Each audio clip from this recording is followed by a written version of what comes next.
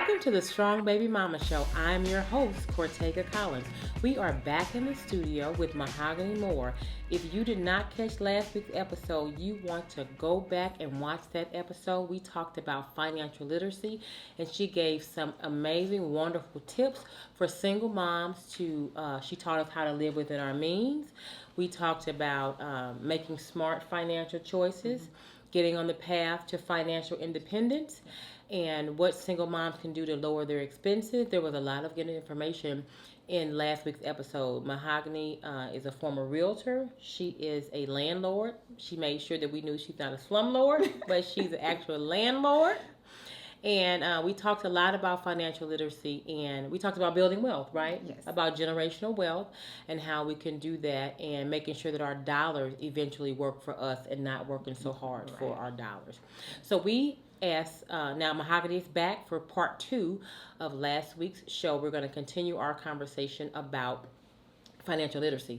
The first thing that we want to talk about is credit worthiness, because that is a huge hindrance to so many people being able to obtain wealth. And we talked about last week that one of the best ways to obtain wealth is through home ownership, buying property. So we want to talk about credit first. So Mahogany, can you tell the viewers what is one thing, or how can somebody with bad credit, what's the first thing that they can do to start cleaning up their credit? The first thing that a person with bad credit can do to build up their credit is to order all 3 credit reports and get a good look at what's going on with their credit. And they can do that for free once a year on annualcreditreport.com. Okay. And make sure it's annualcreditreport.com, because if you put yearly or anything else, they're going to try to charge you for that. So it's annualcreditreport.com, and you'll get all 3 for free. You can print it out and do your research. You have to learn what this means. And when they print it out, they do explain what this percentage of your credit is. It'll be on your printout, so you'll understand why your credit score is what it is, because it'll tell you have the collections, you'll have this, and it'll break down why your score is lower than and why it's like that. And you can start researching and learning about credit yourself. Okay. You can pay people to do these things for you, but usually the things that they remove come right back. Also, you're paying people to remove stuff from your credit, which if you sent in something saying, okay, I don't owe this, it's going to be gone for 30 days. Your score is going to come up briefly while that's gone and they're investigating it. But once that company responds, it's going to go back on there. Wow. And so you have people that will constantly remove these things from your credit. And if you need it, like for something instantly, because I won't say going to someone to repair your credit is bad. It's not, because sometimes you may need it because you want a lower interest rate on your car note. And you know right now that it's going to be horrible. Okay. So you can go to one of these people if you have the funds, and they will have those things removed, and then your score is going to go up because the car loan is going to pull it once.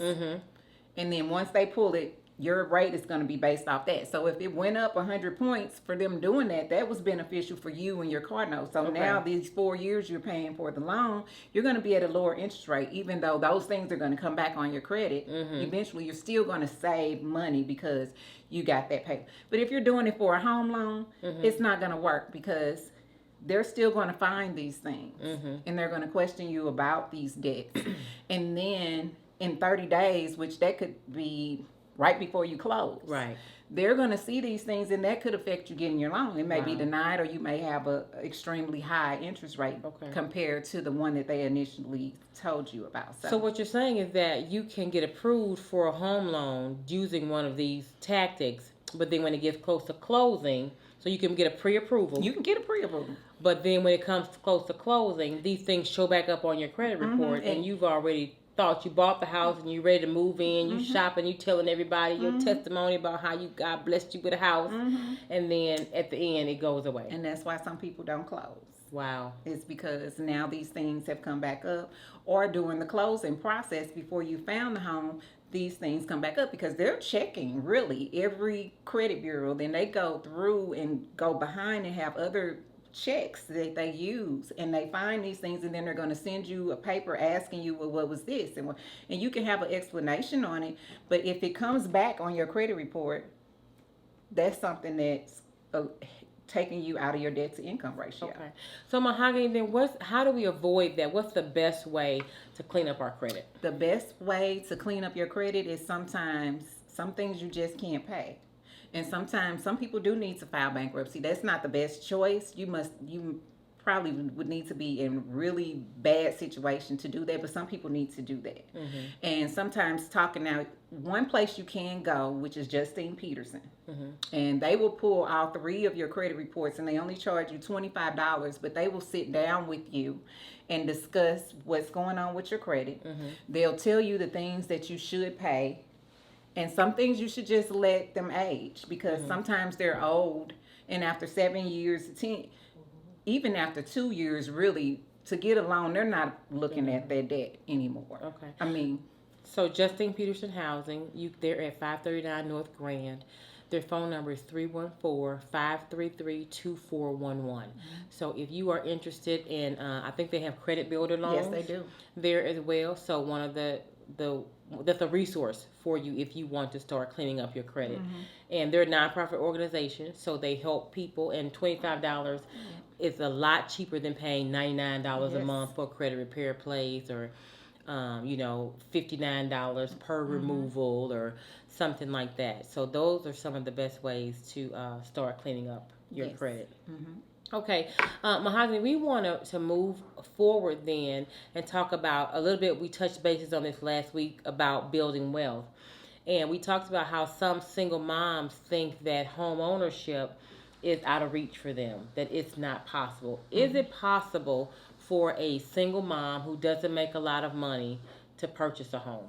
Yes, it is possible for a single mother that doesn't make a lot of money to purchase a home. Okay. First of all, the first step would be to understand what's going on with their credit.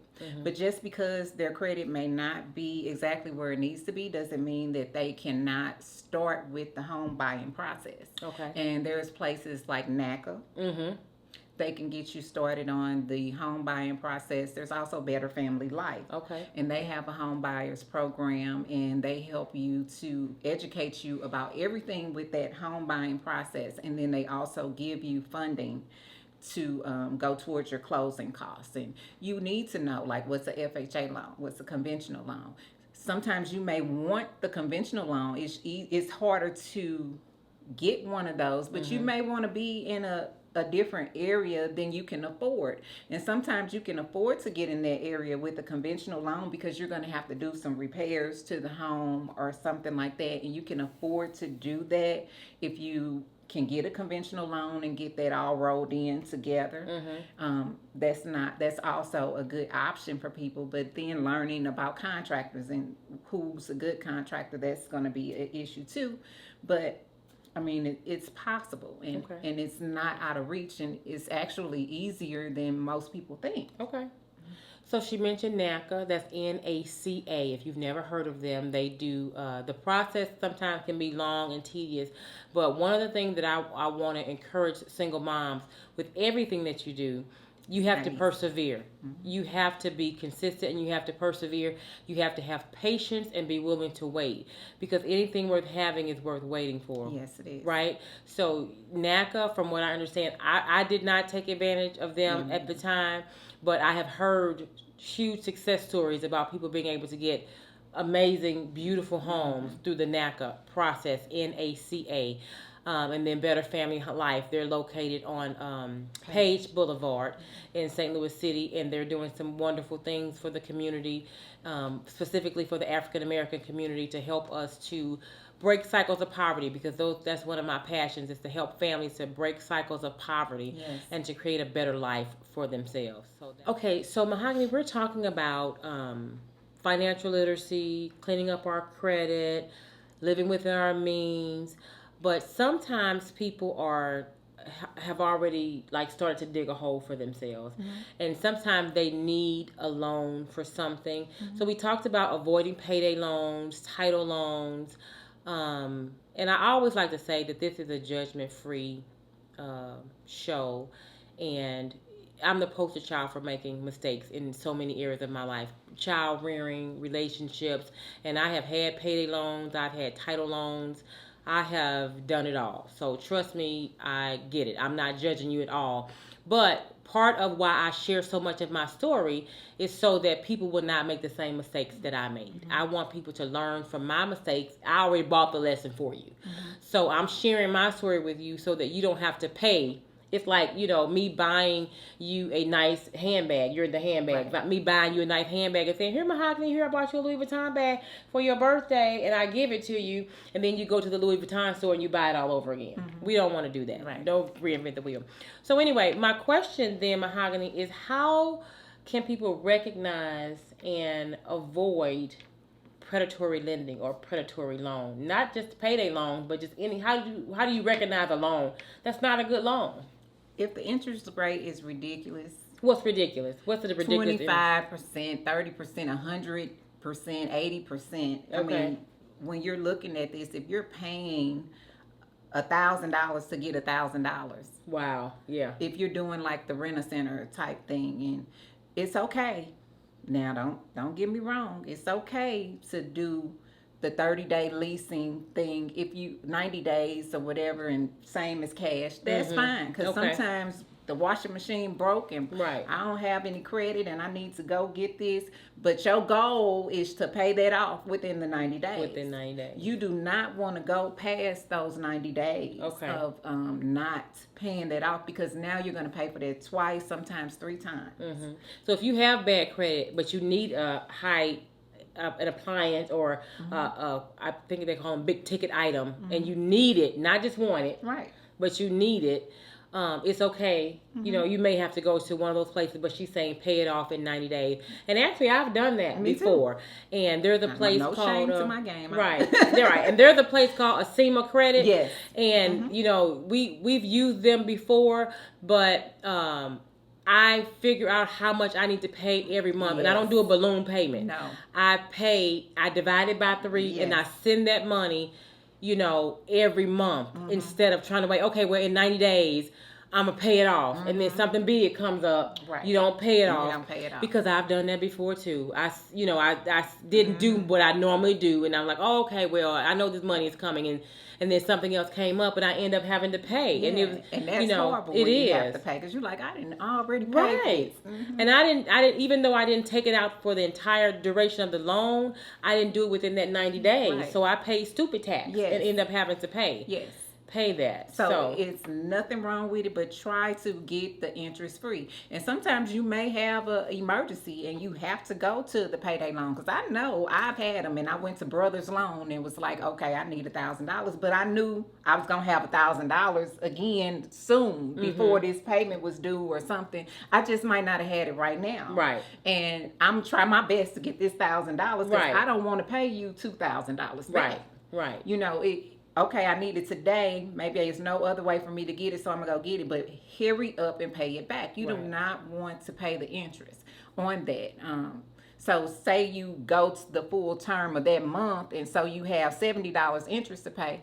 That's fine. Go and pay the $70. But don't keep paying $70 and you still owe $1,000. So pay the $1,070. Don't just pay $70 and then next month you pay $70 again. So the ultimate goal is to never need a payday loan. The ultimate goal, but we have to meet people where they are. This is kind of where our listeners and some of our listeners and subscribers, or maybe you are just listening with your headphones on. Listen, I appreciate however you listen. If you're watching this video or just listen to it, I appreciate it. But anyway, that's where some of our viewers are right now. They are at the point where they do have to take advantage of some of those. And so we're telling you how to make it work for you. But the ultimate goal is to inch towards never having to have a payday loan, and you do that by building an emergency fund. Well, we've talked about some really good information. Mahogany, we have to have you back. This is just the tip of the iceberg. And I think sometimes people don't know about some of this. They don't take advantage, and we just don't know. Right. So we have to have you back. This was some good information. We got to talk about credit. Okay, I want you all to reach out to some of these places that Mahogany told us about. Reach out to NACA, NACA. There is a link in the description. I want you to contact Justine Peterson Housing, and I want you to also reach out to Better Family Life. Those are resources that are available to you.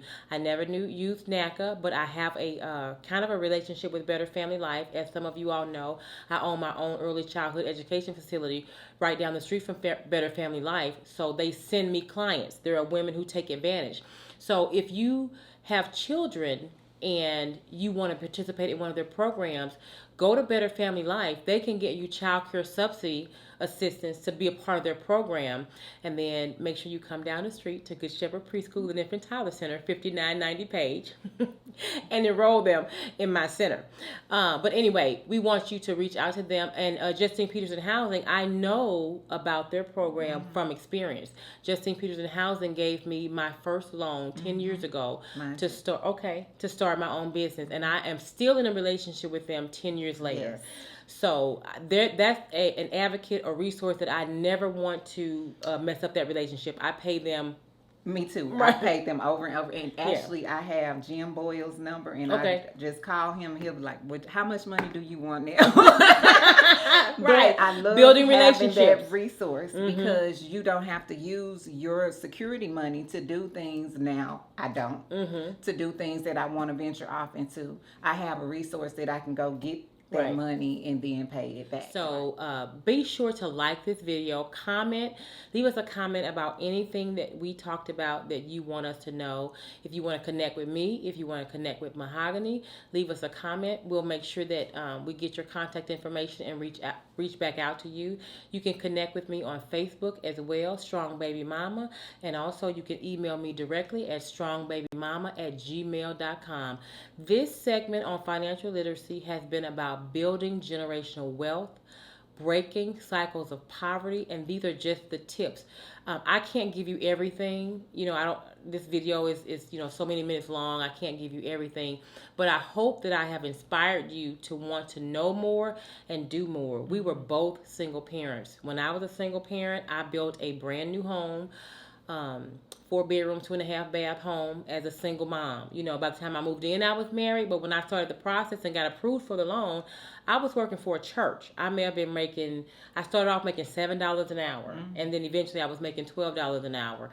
And I had 2 children, and, I built the home. So you can do it. You can achieve financial independence. That Mahogany talked about that being one of her ultimate goals, to be financially independent. What does that mean? That you are debt free. You're self-insured. Financial independence is a huge, great goal, something to aspire to, and it's not outside of your reach.